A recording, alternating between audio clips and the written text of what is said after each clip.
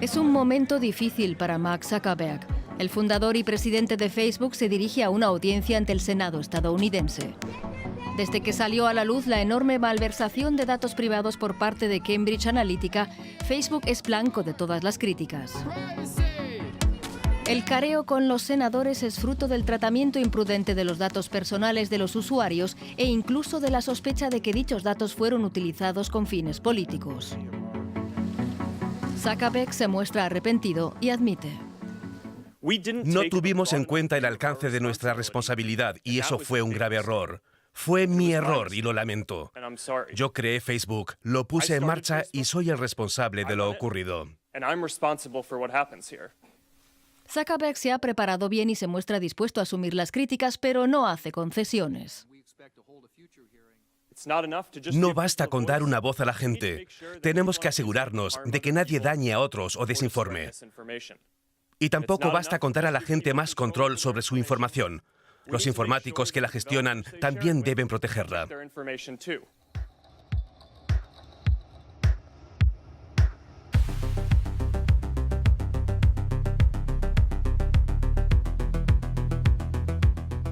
Esta es la historia de uno de los consorcios más poderosos del mundo, una empresa que obtiene el máximo beneficio de nuestras vidas. Se ha convertido probablemente en la más exitosa empresa de la historia, tan solo captando el tiempo de la gente y transformándolo en dinero. Hoy Facebook es con diferencia la red social más grande del mundo. Su posición de monopolio es casi imbatible. Hasta el momento no parece que tal concentración de poder preocupe a muchos usuarios. De forma muy inteligente, Facebook ha logrado envolver nuestras vidas, como álbum de familia, como medio de contacto con los amigos, como diario, como agenda de contactos. Todo el mundo conoce la empresa y a su fundador. En 2004, cuando Mark Zuckerberg tenía 19 años recién cumplidos, puso en marcha la plataforma como red para estudiantes de Harvard. Esperábamos tener 400 o 500 miembros. Harvard no tenía listín de estudiantes y eso era lo que queríamos cambiar. Hoy tenemos 100.000 miembros. ¿Quién sabe a dónde llegaremos? En los primeros meses se registran más de la mitad de los estudiantes. A partir de ese momento, la cifra de miembros aumenta exponencialmente. Actualmente, casi un cuarto de la población mundial está en Facebook, que ya es una de las empresas más ricas del mundo.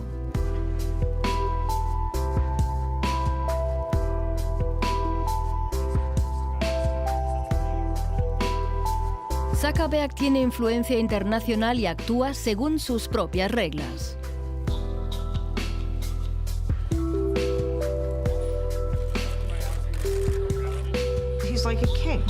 Es como un rey, como un monarca.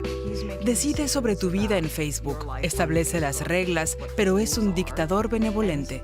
En ningún caso se trata de una gobernanza responsable o participativa.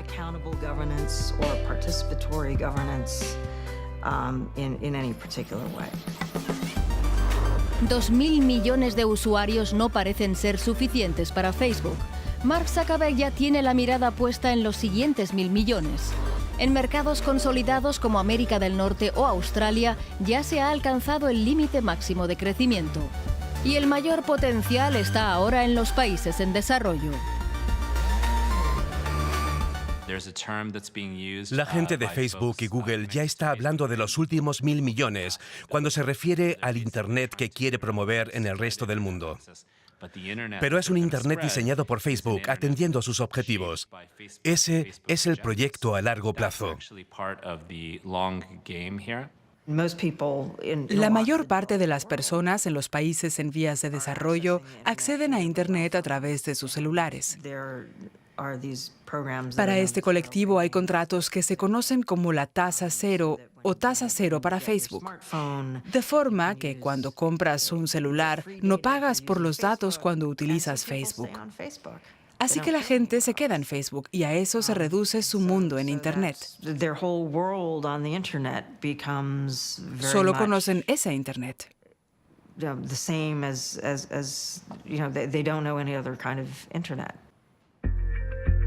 Facebook es un servicio gratuito porque Zuckerberg sabe cómo convertir nuestros datos en dinero, mucho dinero. En 2016 su empresa registró un beneficio de 27.500 millones de dólares, casi $16 por usuario, y cada vez compra más empresas de Internet.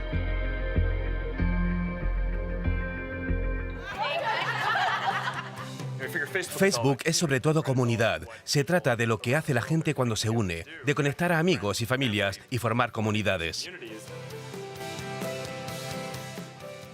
Facebook se presenta como una plataforma digital, un escenario neutral en el que transcurre la vida. Como empresa, dice desarrollar tecnología digital, no ingeniería social. Pero por mucho que hable de comunidad, Facebook no es ni democrático ni transparente.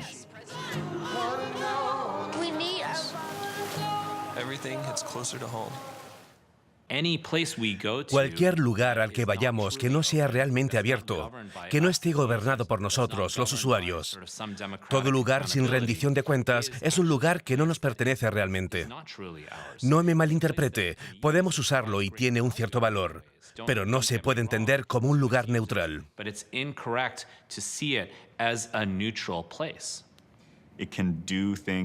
Puede actuar como un gobierno. Y de hecho, ha adquirido funciones cuasi gubernamentales. Pero no podemos pensar que Facebook o ninguna otra plataforma de Internet es realmente democrática.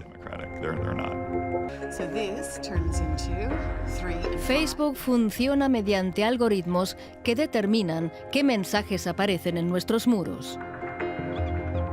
La experta en tecnologías de la información, Suelle Dreyfus, lleva años estudiando algoritmos.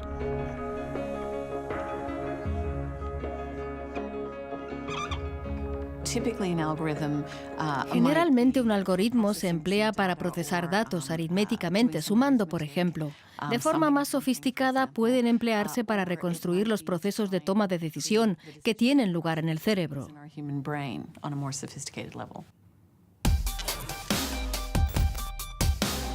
En un principio, los algoritmos de Facebook se concibieron para que los estudiantes de Harvard pudieran comunicarse entre sí. Hoy son mucho más complejos, pero es un secreto bien guardado cómo operan realmente. Sí sabemos que están orientados hacia un objetivo: mantenernos en Internet el mayor tiempo posible.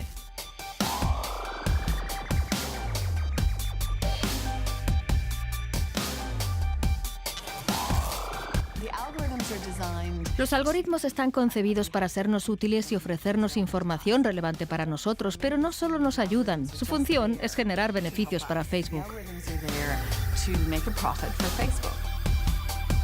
Esa es la genialidad de Facebook.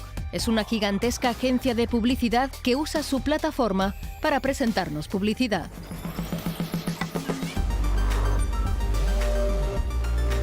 Facebook sabe qué hacemos.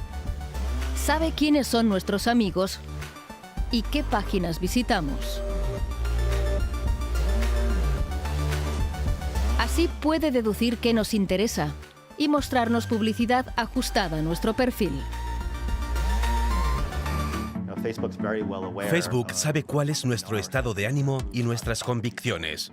Con esos datos, deduce quiénes son nuestros viejos y nuevos amigos y así nos incita a escribir el siguiente post.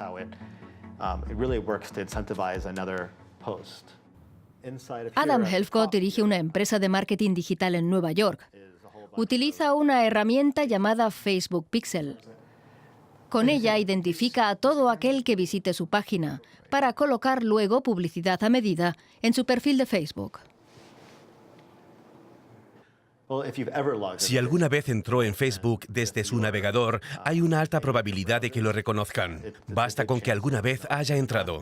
Si es una computadora nueva y usted no ha estado nunca en Facebook, puede que no sea identificado inmediatamente. Pero por su comportamiento, los algoritmos pueden deducirlo rápidamente.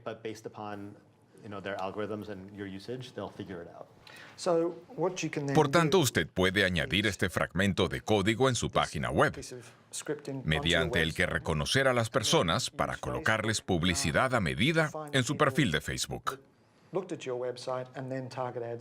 Exacto. ¿Con Facebook? Sí.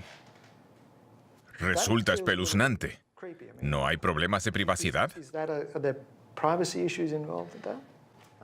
Legalmente no hay ningún problema. Así es Internet actualmente. Y esta herramienta le genera muchos beneficios a Facebook. Para la industria de la publicidad es una bendición tener acceso a los detalles más íntimos de nuestra vida. Megan Brownlow es la encargada de estrategia de medios de PricewaterhouseCoopers en Sydney.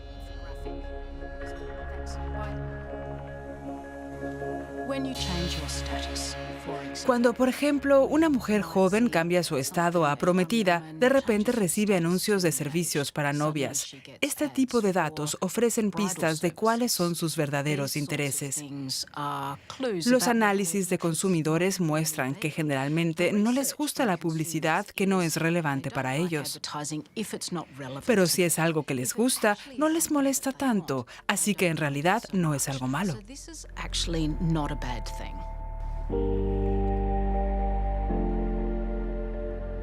Nick Kubrilovic fue hacker en el pasado. Hoy es asesor de seguridad e investiga cómo se almacenan nuestros datos. Un buen día, Kubrilovic descubrió algo que hizo temblar los cimientos del mundo digital. Incluso cuando una persona no está registrada en Facebook, la compañía sigue y almacena una gran parte de su historial de navegación. Si no te gusta lo que hace Facebook, ¿no basta con cerrar la cuenta? Es muy difícil escapar del alcance de Facebook en Internet. Aunque borres tu cuenta, aunque te des de baja de todos sus servicios, por la forma en que están compuestos, siempre tienen un perfil tuyo, solo que con otro nivel de información.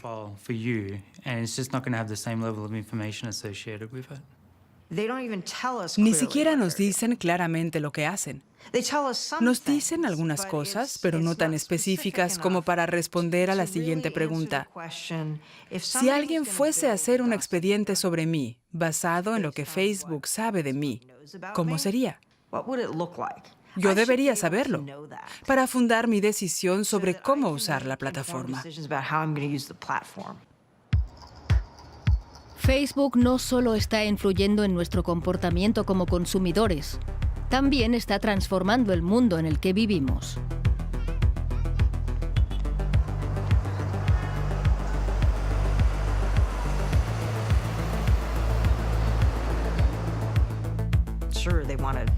Quieren que su servicio llegue a las personas de todo el mundo. Desde el punto de vista comercial, ese es su objetivo. Que esto contribuya a hacer un mundo mejor es un asunto bien distinto. Facebook ofrece la oportunidad de encontrar a personas que piensan igual, ya sean personas que viven en un mismo lugar, o a las que les interesa un mismo tema, o que comparten una ideología peligrosa.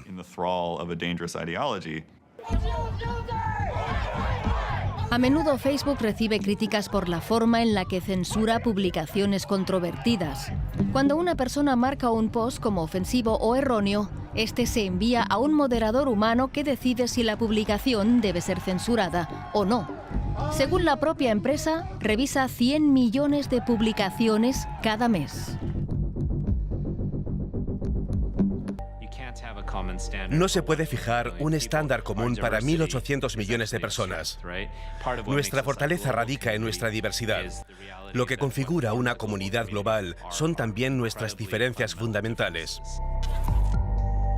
Un ejemplo tristemente célebre. Facebook borró un post con la que quizás sea la fotografía más impactante de la guerra de Vietnam. La foto de la niña desnuda contravenía las reglas de la comunidad. Las reglas las desarrollan los empleados de Facebook, no su comunidad de usuarios. Reciben el nombre de estándares comunitarios, pero los desarrolla Facebook. Hay cierta influencia externa, también de gobiernos. Recientemente, una serie de gobiernos les dijeron que tenían que actuar con más determinación contra contenidos extremistas. Y las reglas se cambiaron. Pero la comunidad no se reunió para desarrollarlas. La información tiene un alto valor político. Por eso las agencias estatales de seguridad toman medidas especiales para proteger los datos. Estos son cada vez más la llave para alcanzar el poder.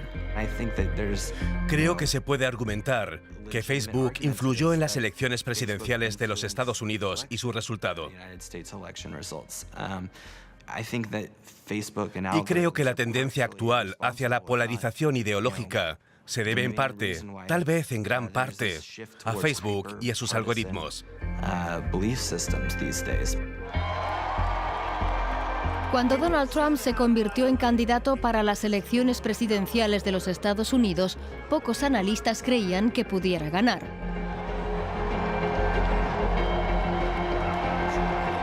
El arma secreta de la campaña de Trump fue el uso de las redes sociales.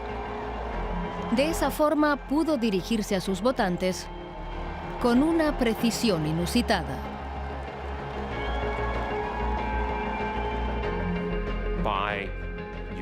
Empleando la herramienta de Facebook para posicionamiento de anuncios, por ejemplo, pueden saber si los votantes indecisos le dieron al me gusta en páginas republicanas, o de Bernie Sanders, o de Donald Trump. De forma que puedes invertir en colocar publicidad específica para ese tipo de votantes. Es una manera más fiable de dirigirte a los votantes que otros vehículos online. Patrick Ruffini dirige una empresa que recopila datos para el Partido Republicano. De esta forma pueden asegurarse de que los mensajes políticos llegan a sus destinatarios. Esto nos ofrece más certeza y precisión hasta llegar al votante individual en cada uno de los distritos. Antes podíamos llegar a 800 o 1000 votantes registrados en todo el país. Pero no podías hacer proyecciones para vaticinar cómo marcharían las cosas en un estado determinado o cómo votaría cada uno de los votantes. I, Donald John Trump, do solemnly swear that I will faithfully execute the office of President of the United States. Una cosa es pronosticar el comportamiento de los votantes propios y otra muy distinta manipular su opinión. Facebook también puede echar una mano en este caso.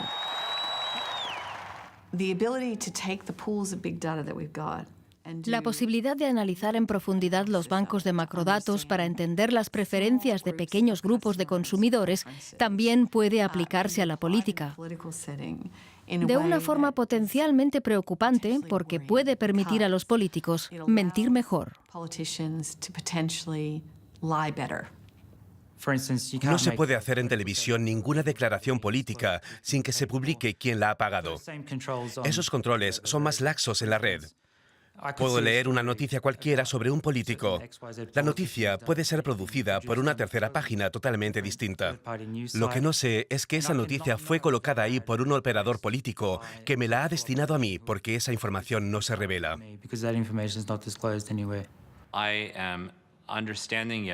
Entiendo la preocupación por los anuncios dirigidos en base a datos personales. Pero lo que a mí me causa más desazón es la realidad de que fuerzas que no son transparentes pueden apropiarse de nuestras elecciones y cómo están estructuradas y configuradas. Un aspecto fundamental de una democracia es la prensa. Casi la mitad de los estadounidenses lee las noticias en Internet. Las últimas elecciones estadounidenses estuvieron marcadas por las noticias falsas, divulgadas rápidamente al ser compartidas en Facebook. Parecen noticias, funcionan como noticias, se comparten como noticias, pero no casan con las ideas convencionales sobre el objeto y la función de las noticias. Facebook está en el centro de todo. Es la compañía que puede comprobar y emitir juicios sobre esto. Pero creo que preferirían no tener que hacerlo. El periodista Adam Shrader trabajó en la redacción de temas del momento de Facebook. Una parte de su trabajo era detectar las noticias falsas. Trabajábamos como una redacción de noticias. Estaba estructurada así. Los redactores tenían que comprobar que los temas cumplieran ciertos estándares, así como criterios de neutralidad y comprobación de los datos. A menudo aparecían artículos falsos que se presentaban como temas del momento. Nuestro trabajo consistía en identificarlos y bloquearlos. En la fase álgida de la campaña electoral, comentaristas del espectro conservador acusaron al equipo de ser parcial. Entonces, Facebook introdujo un algoritmo. Un algoritmo no puede hacer el trabajo de un periodista formado. Carece de capacidad de raciocinio. La inteligencia artificial no ha llegado al punto en el que funcione como un cerebro humano, capaz de distinguir una noticia valiosa para el público de otra que no lo es. Preguntamos a Shraddha si tras despedir al equipo aumentó el número de noticias falsas. Sí, empezó a haber grandes problemas con noticias sensacionalistas, incorrectas a nivel de los hechos o con fuentes engañosas de noticias y tendencias. Fue una catástrofe.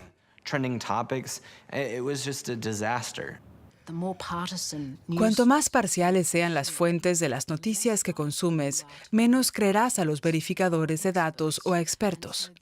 Así se crea una peligrosa fe en los hechos alternativos. Según un estudio, en los últimos meses de la campaña, las 20 principales noticias falsas se compartieron en Facebook más de 1 millón de veces más que los 20 artículos más difundidos de los principales medios.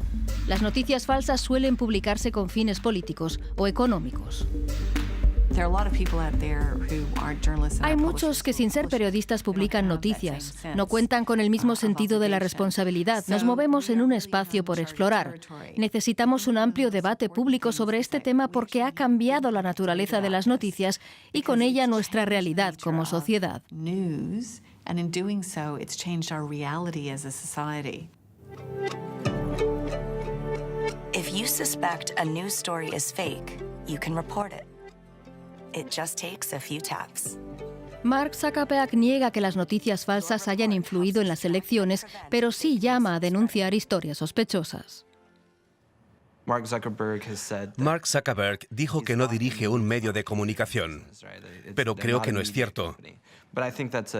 Facebook es un medio de comunicación y debería definirse de esta forma de ahora en adelante.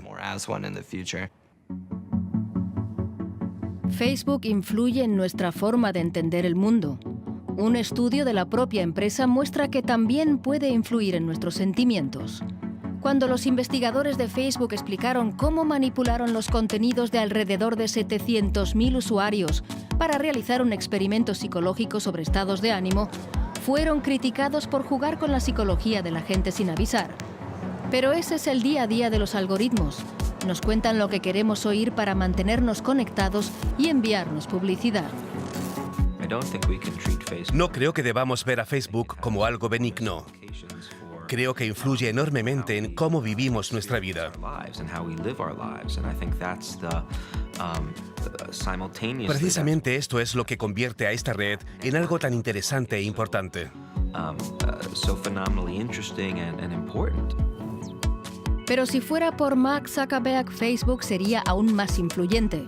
Quiere que los usuarios permitan a la plataforma influir en la manera de organizar nuestra sociedad, de descubrir el mundo y hacer política. Quiere que la comunidad informe a Facebook mientras Facebook nos vigila. La filosofía de lo que hacemos en Facebook es que la comunidad nos enseñe qué tenemos que hacer. Debemos aprender lo más rápido posible y mejorar constantemente, especialmente cuando se trata de la seguridad de la gente. En febrero de 2017, en un post publicado en su propio perfil, Zuckerberg esbozó su plan empresarial, un manifiesto sobre el papel central que quiere jugar en sociedades de todo el mundo. También nos centraremos en crear la infraestructura para la comunidad, para apoyarnos, para garantizar la seguridad, para formarnos en aras del compromiso civil y para la inclusión de todos. Es un documento que parecía un intento de asumir algo de responsabilidad. Pero no era una disculpa. Era bastante osado y parecía sugerir que la solución a los problemas de Facebook era más Facebook.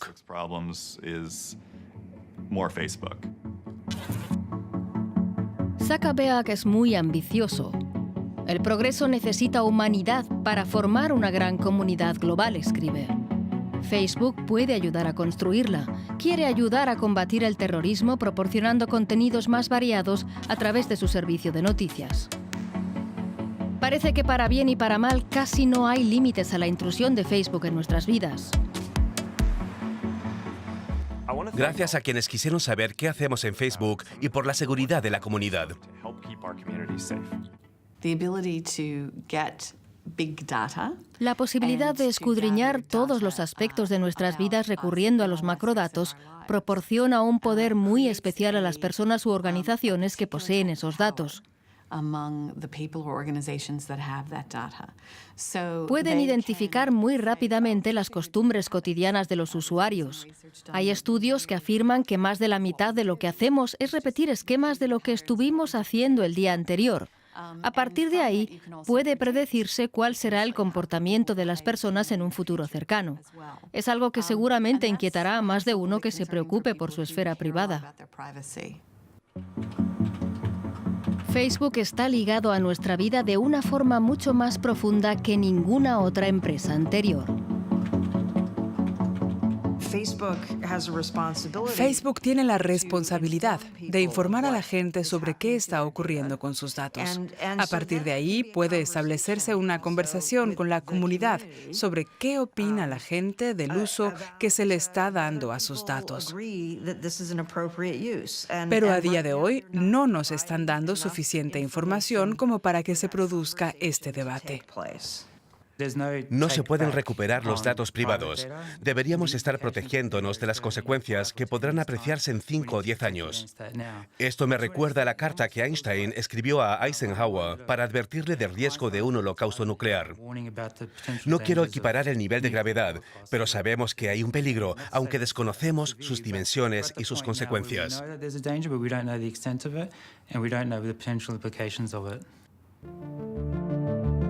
Hace tiempo que nuestra vida se mide en datos.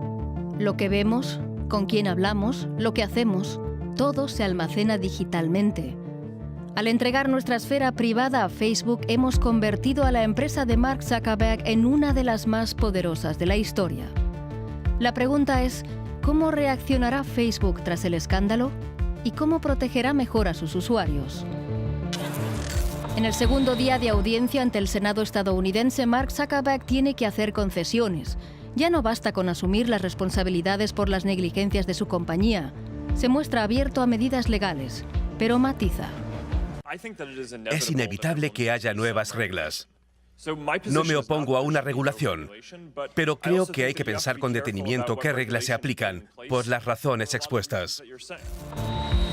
Pero tras la segunda audiencia, el presidente de Facebook sigue sin haber dado respuesta a algunas cuestiones clave.